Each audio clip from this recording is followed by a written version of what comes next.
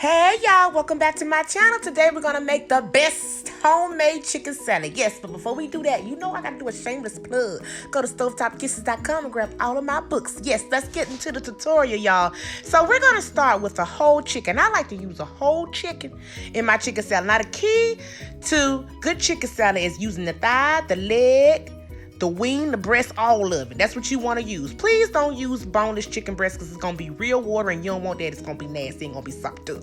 So I got a whole chicken that I'm working with today, okay? And we're going to add some water to that. I put it in my favorite beat up pot. Y'all know I love this pot, okay? Now, the key to good chicken salad is the seasoning. You got to make sure this seasoning is sopped up. If your seasoning is good, I'm telling you, your chicken salad, that's the foundation of a great chicken salad.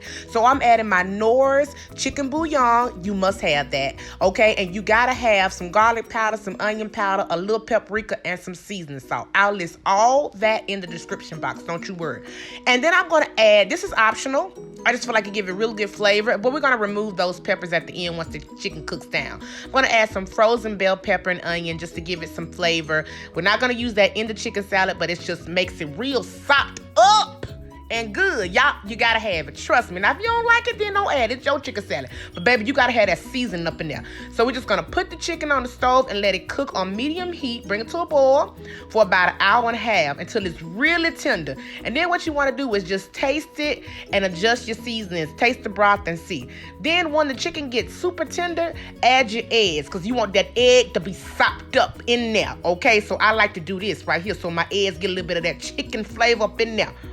Be good as hell. Okay, this is the church lady chicken salad. Okay, put your lid on, let your eggs cook about 6 minutes. Okay, then take them out, cool them off. Then we're gonna remove our chicken. Now you want to strain the chicken and save that stock if you can, because that's some good as hell chicken stock, okay? Save that for Thanksgiving and all that stuff, okay? Don't throw your stock away. That's some good chicken stock. And I removed the chicken from the bone. I let it cool a little bit and removed it from the bone.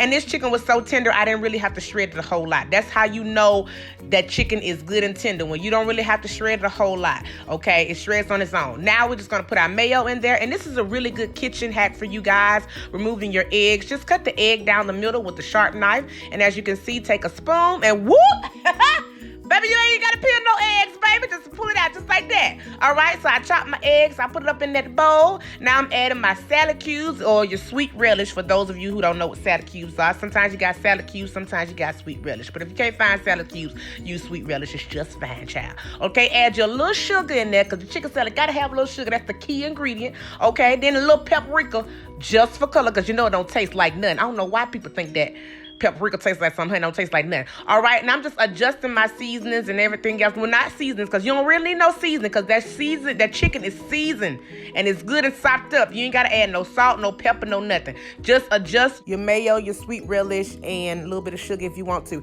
Then we're gonna refrigerate it for a few hours and put it on top of some light bread or some Ritz crackers, some club crackers, and baby, good as hell. All right, talk to y'all later.